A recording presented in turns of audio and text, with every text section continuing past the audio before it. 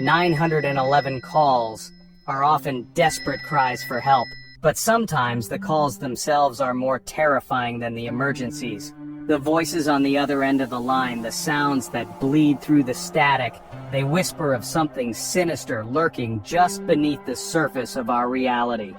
Tonight, we delve into the unsettling world of emergency calls that never should have been made. Calls that defy explanation, logic, and sanity itself. Calls that will leave you questioning everything you thought you knew about the thin veil that separates our world from the next. These are two real 911 calls that were never meant to be heard, especially alone.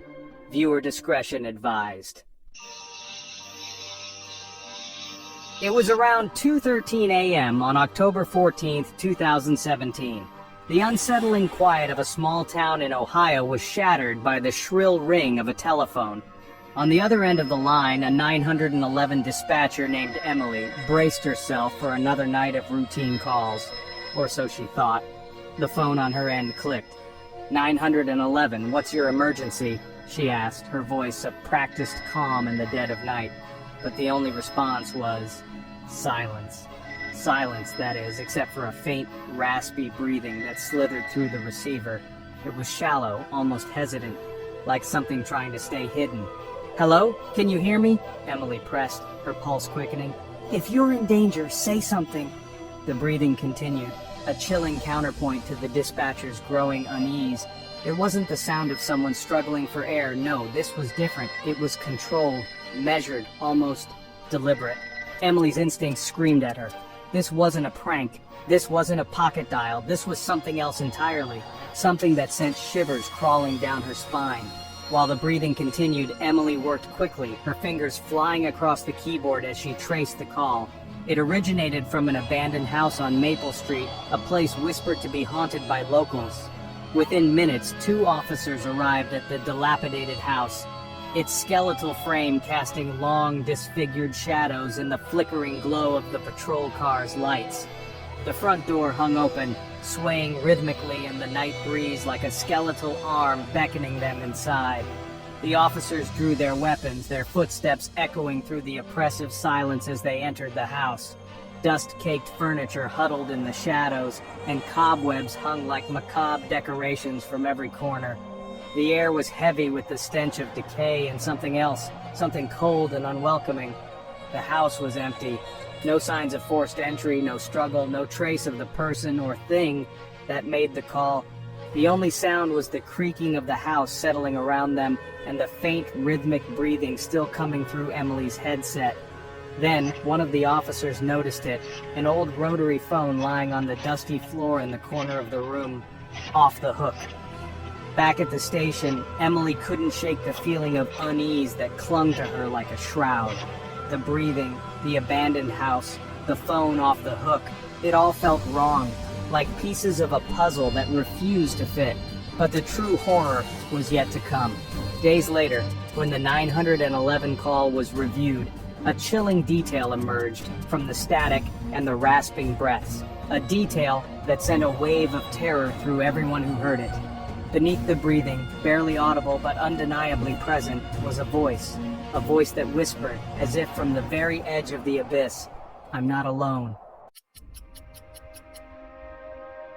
The year was 2009. The humid Florida night crackled with the threat of a summer storm as a 911 operator sat poised at her station, the glow of her monitor reflecting in her tired eyes.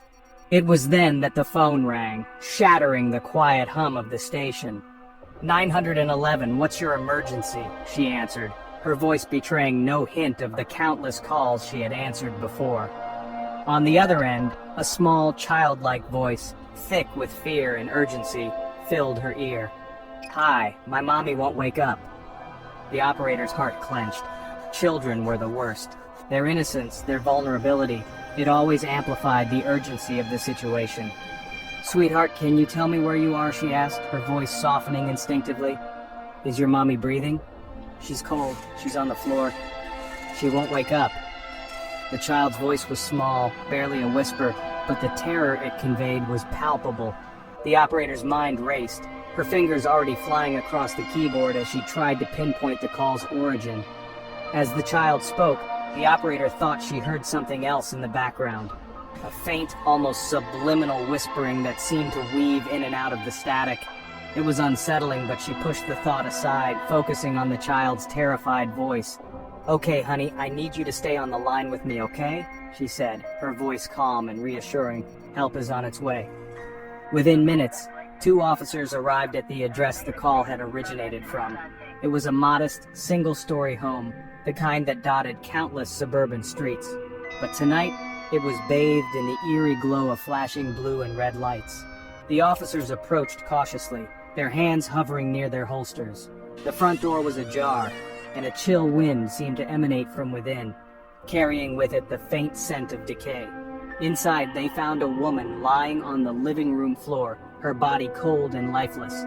Despite their best efforts, she was pronounced dead at the scene. But there was something the officers couldn't shake off.